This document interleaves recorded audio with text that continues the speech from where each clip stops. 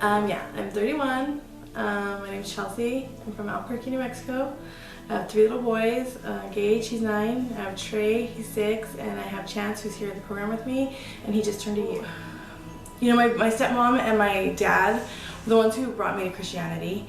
And my stepmom cheated on my dad. And so when she did that, when I was like 17, I was graduating high school, I felt like I turned my back on Christ, like completely, because I was like, what a hypocrite, you know, like the person that brought me to God, and then she goes and cheats.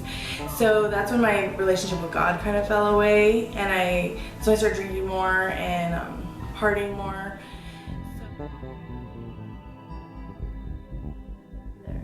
Well, when I was 15, I started drinking, and you know, just on the weekends, like partying here and there.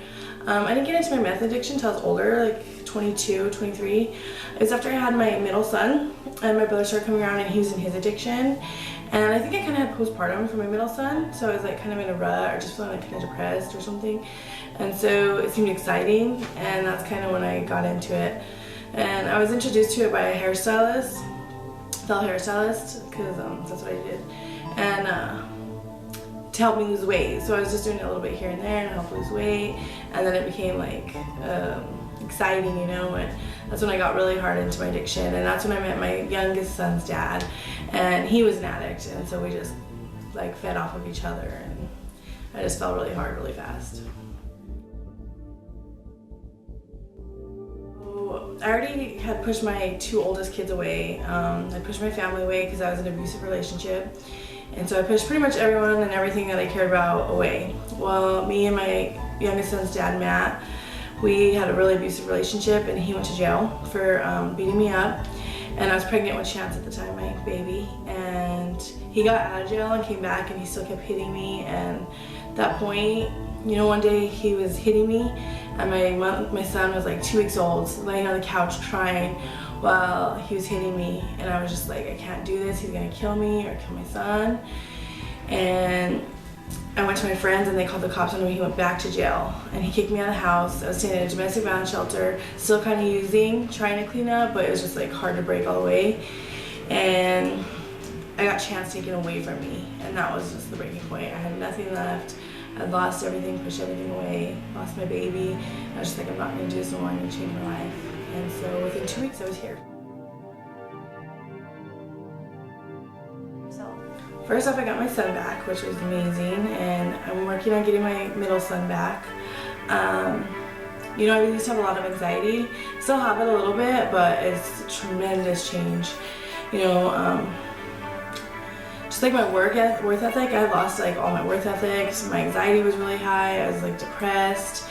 You know, and now I'm just finding myself again and remembering who I was, and just being able to live a regular life, like have a routine again and stability again, which is awesome. My self-worth. I had lost all my self-worth. I didn't believe I deserved anything. I just believed, you know, at some point I just lost that feeling of that I was worth anything, you know, like I just hated myself, and I felt like I deserved all like those beatings my ex gave me and stuff. Like I got to this point where I just didn't think I should even be here, you know. And now I'm starting to remember who I am, and God does love me, and He's my Father, and He wants to take care of me, and I'm precious to Him, and that's awesome to know that I am worth something.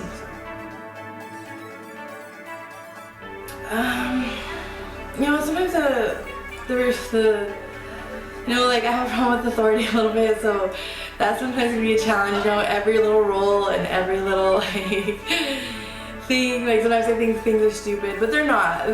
But I sometimes have a problem with like just following my authority, and like, but I've grown a lot in that area. So I would like to intern and give back to the place that, you know, like gave back to me. And you know, I don't have a license and stuff, so this place is a real safe place for me to like have a daycare here to help me and just kind of get back on my feet and get a little bit more growing and take that next step. And then after that, I don't know, maybe go home, I don't know, but I want to give a little bit back to the program. So, All right. Good. That's it. Yeah. Okay.